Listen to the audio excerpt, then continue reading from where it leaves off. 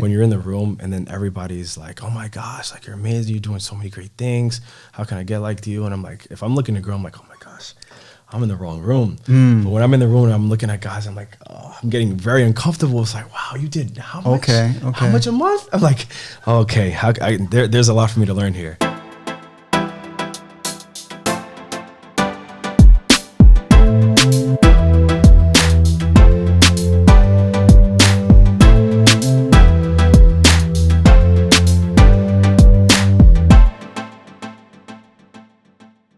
So welcome back. When you thought I was done, here I am making a comeback.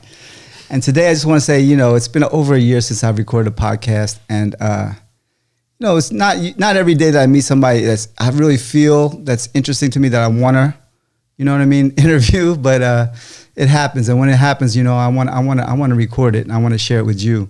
So I appreciate you tuning in today. I want to first also give a shout out to Kyle Rodriguez. This brother has been with me from the beginning, making us look good, making us sound good. And he just had a baby, Lila. Sorry, the other guy, Matt.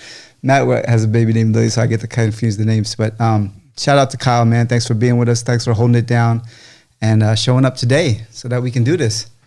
So today I have with my man, James Luctamar. How you doing today, James? I'm good. I'm great, man. And yourself? Good to have you, man. It's been a while. I mean, I just met you I think in October of last year. Yeah. It's been a short kind of time knowing you. And I got to say, man, I see you every time I turn around, you're in a different country. You know what I mean? What country are you going to be in this week? You've been I've only known you since October. I've seen you in at least four different countries. Yeah. I like to travel. I really like to travel. How old are you? I'm 27. 27. And you traveling, and I see you live between Miami and New York, one of the top cities in the country. Yeah.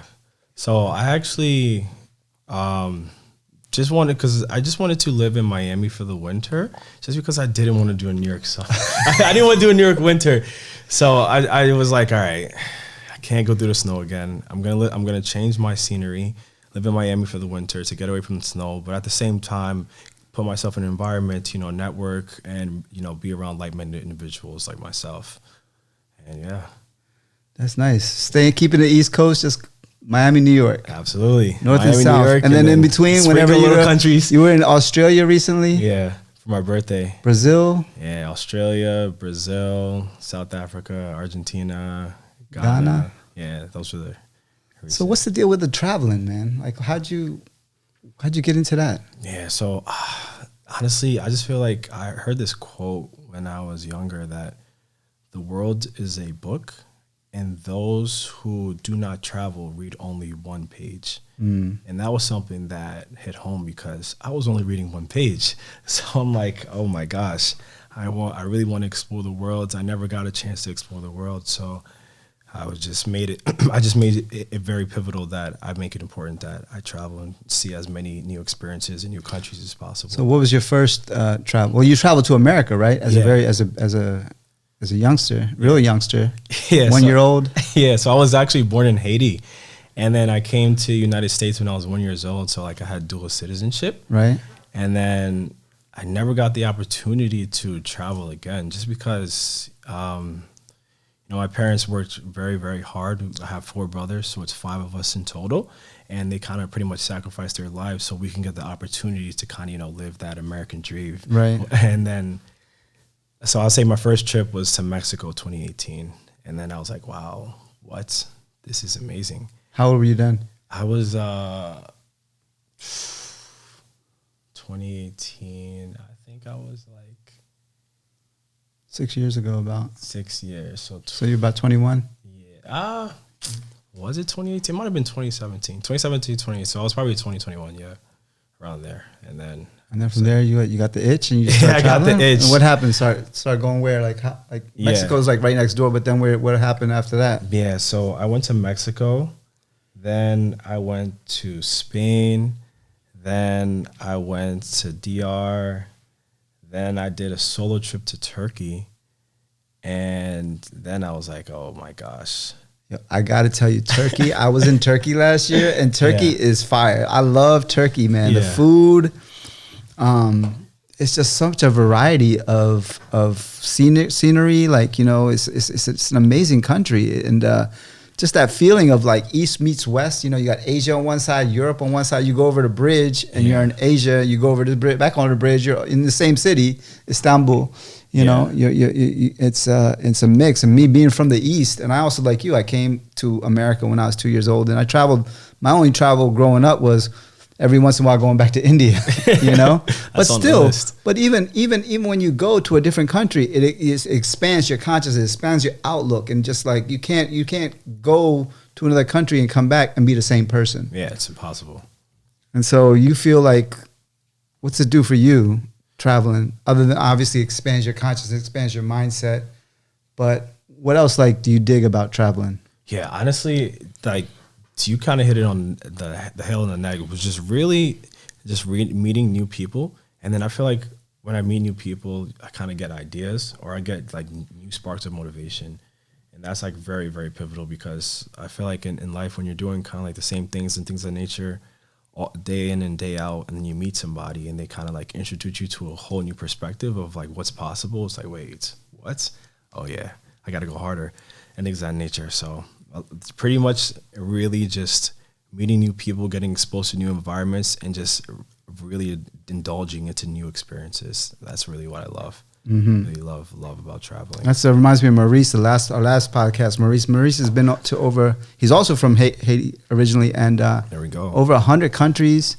And for him, it's all like, you know, he didn't want like to spend his money on stuff. He wanted to spend it on experience. Exactly. And that's what you're doing, you know. Exactly. You want the experience, right? Yeah. So, but with the experience, you got to be able to pay the bills. You got to pay for the travel. You got to pay for. So what's paying the bills for you? Like, yeah.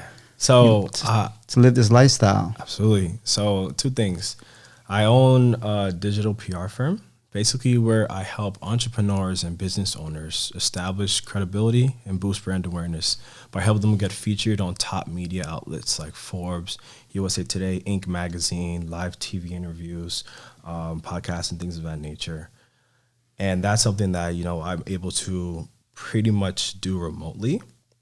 So once I realized I love traveling, I was like, all right, I can't really travel and kind of have like that W-2 job because then I can't really go like up and whenever I want. So the travel preceded the career. Yeah. Yeah. And then you created a career that could supplement, that could, you know, satisfy the travel. Exactly. So I'm like, I need location freedom. So I was like, okay. Same thing with Maurice. He says that all the time, you know. He gets all his mail like Xerox and sent to him or scanned and sent to him wherever he is, you know. Exactly. So I was like, all right, I need location freedom. And then I was like, all right, this is the way I can do it. And I was like, all right, this makes sense. And then also I was leveraging. How'd you learn about like being this digital public relations? Like, what did you like? Where was the starting point for that? Right. So my friend, I started in 2020.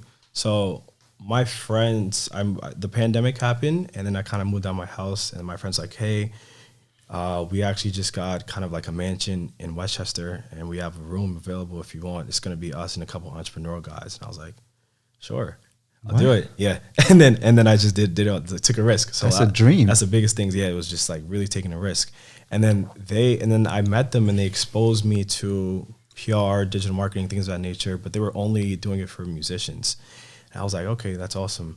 And then I was just, you know, always hanging around with them. They were teaching me the ropes. I'm like, okay, but why are you only serving musicians? Like, what about business owners? What about actors, athletes, models, things of alike? Like, what about all these other people that need to be served? They're like, oh no, we're just doing it for musicians. I was like, okay. So, you know, I didn't want to step on their toes, but I'm like, there's a gap here of a lot of people who aren't served. So then I learned it and I just applied it to different niches and categories. And then coincidentally, they had much more lucrative budgets. So it just made sense for me. Right. Yeah. And that's kind of. So what, did you find a niche as far as certain type of demographics or industry that I would say what right now I like to work with are pretty much personal brands, people who have like massive personal or are looking to scale personal brands or kind of looking to kind of start out their personal brands or scale to large personal brands, or like startups, and also real estate investors like themselves, like yourself. Okay, I'm in the right place then. Yeah, because I'm all about building my brand. You know, now it's like it's never been a priority. It's never been a thing that I thought much about until maybe this the last 2 years. Like it's like, you know, you've been sleeping on building the brand, and yeah, that's awesome. So what's building the brand all about to you? Like what are the ingredients? What's the recipe? What's the formula? Absolutely. So the biggest thing that we like to do is we actually like to associate your brand with things that are already credible, right? So if you were, in your case, you're an investor, right? And one of the biggest things for investing is that you want to give opportunity to your other investors. I mean, you want to give opportunities to people to invest in your projects, invest your assets, so that they can kind of like yield returns and have a big impact on their families and things of that nature. But if you're just starting out, how can people trust you? Or if you're looking to scale, you want more people to kind of trust you. One of the easiest ways for people to trust you is if they see you on world-renowned credible outlets. Like if you were featured on a Forbes, if you were featured on an Inc. magazine, if you were on live TV interviews speaking about your journey, how you've given lucrative returns to your investors. It builds instant credibility. It wouldn't be unreasonable for someone to be like, wow, I just saw you on X outlet, Y outlet. Oh my gosh, you're doing so many great things in real estate. How can I be a part of it? It's kind of like you're pre-selling, pre-influencing your prospect or like your potential investor. So that's how we like to really position the people that we work with. It just really build up their credibility to kind of pre-influence their audience and things of that nature. Right. Now, like for me, I'm not looking for investors per se, right? So what could me? I'm a real estate investor. We have our own kind of family entrepreneur enterprise. I need to build a brand. Like what would you say if you looked at me? What would you need as far as information to see like what you could do with me, or what I need to do, or you know what I'm saying? Yeah, I would ultimately I would just have to understand your goals, right?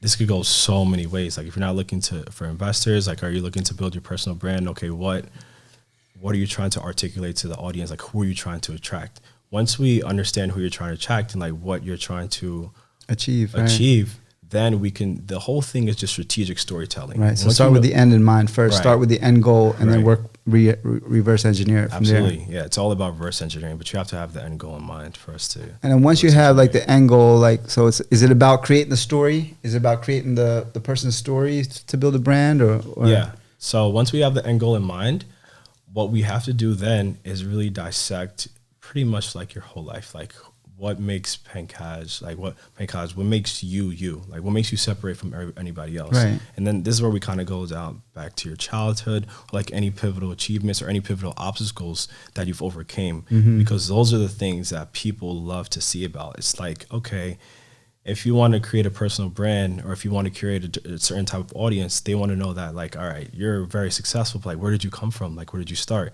And that's what's really going to reel people in, because once they understand where you started and where you come from, then they're like, wait a minute, if he could do it and he did that, that means that gives me all the confidence that I can do it. And that's where we like to really, that's how we like to really strategically start those stories. Is just really understanding where you came from, and then we build from there. Yeah. So do you have like a couple guys working with you, or how's your organization layout? Yeah. So pretty much I have virtual VAs, and then I have journalists on staff that I work very, very closely with. So they write copy and all that? Yeah, they write the copy. They come up with the angles, and then I have VAs that really work on my outbound marketing and things of that nature to like acquire new clientele and things of that nature, and then also fulfillment. So it's a team of like 7 right now. Okay. But constantly looking to scale, constantly looking to get to that next level. Right. Yeah. So obviously it's paying for all this travel, so you must be doing all right, right?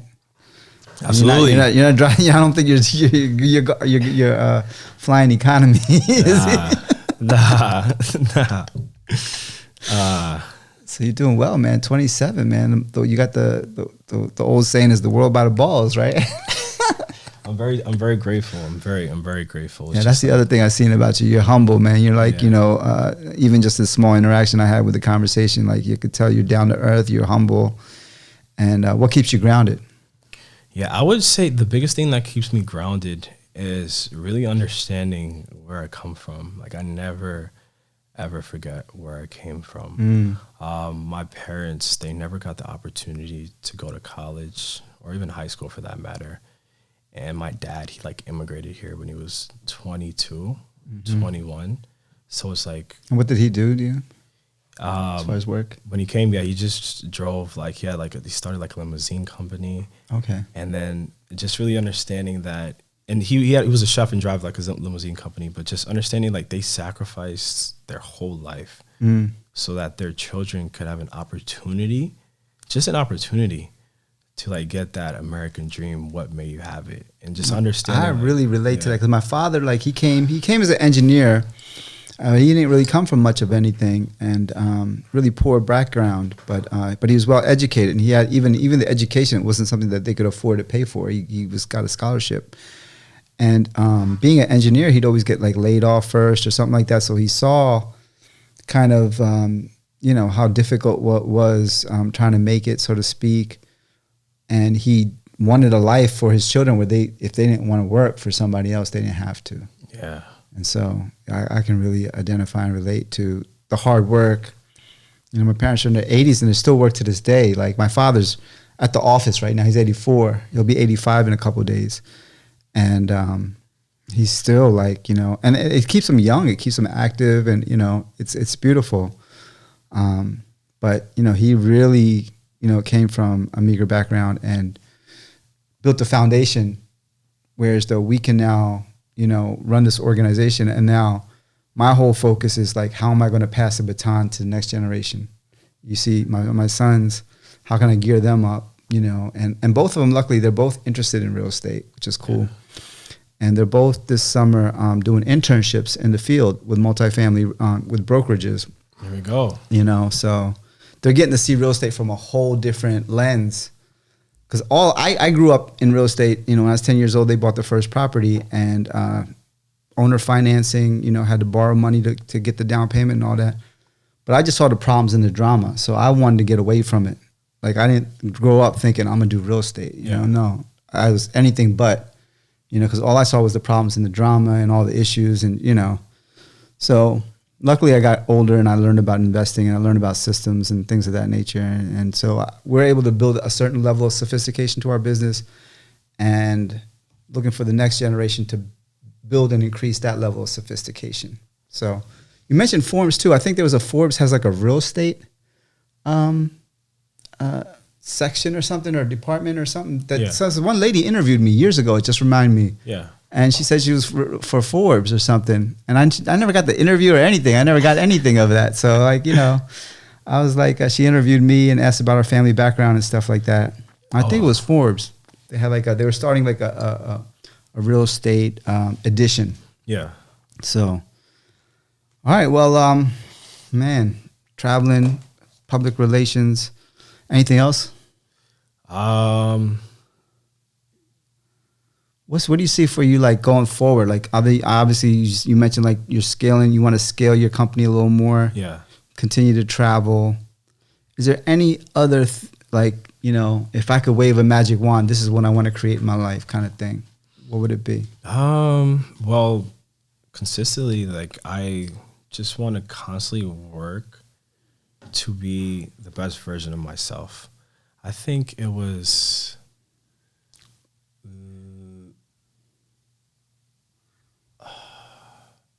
what's his name? It's on the tip of my tongue, but it was a very great speaker that said that one of his biggest fears is that he doesn't want to be on his deathbed, and then on the side of the deathbed are all of the opportunities and all of the dreams of things that he could have grown into, because he didn't make those sacrifices or those disciplines to meet that version of it, that high prestige version of himself. So I think the biggest thing for me is just constantly to work to be the best version of myself, whatever that may be, on all aspects of life, spiritually, financially, with my friendships, with my faith, and with my relationships. And like, that's the most biggest version. So just always putting myself on pedestals that I'm being uncomfortable, because I know growth always happens outside of the comfort zone, and like complacency is the death of greatness. So just always working diligently to be the best version of myself. So how do you do that? How do you continue to stretch yourself and put yourself in uncomfortable situations to grow, to force? Because you said that that whole thing about, being uncomfortable. Yeah, because I'm addicted to comfort. So talk to me. Yeah, the biggest thing is just to get myself into rooms where I'm essentially like the littlest guy. You know what I mean? Where there's people who are making multi-8, 9 figures, billion and above, where it's just like all I can do is soak up and learn. Like, I think the worst thing about me is just being in the room where everyone's looking up to me like, oh my, well, not, I wouldn't say the worst thing about me if it's in the sense of, because you can inspire, but in the sense of growth, right? When you're in the room and then everybody's like, oh my gosh, like, you're amazing, you're doing so many great things. How can I get like you? And I'm like, if I'm looking to grow, I'm like, oh my gosh, I'm in the wrong room. But when I'm in the room and I'm looking at guys, I'm like, oh, I'm getting very uncomfortable. It's like, wow, you did how much? Okay. How much a month? I'm like, okay, there's a lot for me to learn here. So when you went to Miami, this was your first time going down there to stay? This just recently? Yeah, for a long term, yeah. So did you meet a lot of people like that made you very uncomfortable and like really stretch you to be like, oh my God, I'm living at a certain level, but I could really I need to work a lot harder. Yes, I did. I was very grateful. I did meet somebody, and I actually kind of invested to be in their mastermind. I think Serge had sent me a reel of, there's someone who does street interviews, and then he was interviewing somebody. Hard Rock guy or School of Hard Knocks or something? Yeah. He was doing street interviews of people in Miami, and I'm not going to disclose the name of the person, but I invested into his mastermind. And then, because I knew he was we were similar age, but he was just a lot more steps above me. So I invested into his mastermind, and I learned a lot of great things. And what happened was that he actually ended up being a client of mine. So it was so amazing that I got myself uncomfortable. I invested into a mastermind, and then I learned a lot of great things. And then he was like, "Wait, you do what? Are you sure you can do this?" I was like, "Yeah, I can do this. I do this all the time." I was like, "Whoa." And then he ended up being a client of mine, and I was able to render services to the highest degree. And then he just started referring me business. So it was just so amazing how getting into the rooms, providing value to prospective individuals, and then it could just compound just that return on investment. So for example, what were you able to do for this gentleman? I was able to get him placements on a lot of high tier media for about a story. He had a story similar to me where his mom was a single mother. So his mom was a single mother, and they had very, very humble beginnings. And then he was able to turn around and achieve massive amounts of wealth. So I was like, wow, this is a story. And I was able to get him on a lot of outlets and things of that nature, to establish credibility and build more brand awareness, because he was launching a software company and things of that nature. So awesome. Well, listen, man, thank you so much for coming, sharing yourself, your story, your experience. It's a lot of good stuff going on for you. And I just 20 years from now, you're only 27 years old. I feel like that's so young. Even 20 years from now, I'll still be older than where you'll be 20 years from now. But 20, 30 years into the future, when you look back, what do you want to see? 20, 30 years into the future, when I look back. 47, 57. Yeah, honestly, well, I just want to see, I think the biggest thing for me is that I was listening to a podcast on the way here, and I noticed that a lot of times people chase happiness. And then I think I was one of those people too, but then I realized that happiness is a fleeting emotion.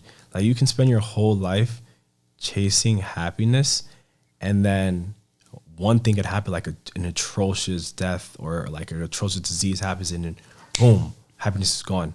So I feel happiness isn't the goal, but the biggest thing is for me to be fulfilled. And I feel what would yield massive fulfillment for me is just impact on a plethora of people's lives. And years from now, I just want to be able to really just be in a position where a lot of people were like very grateful that they were to meet me and things of that nature, because I've been able to impact their lives in a very positive ways and their kids' lives and things of that nature.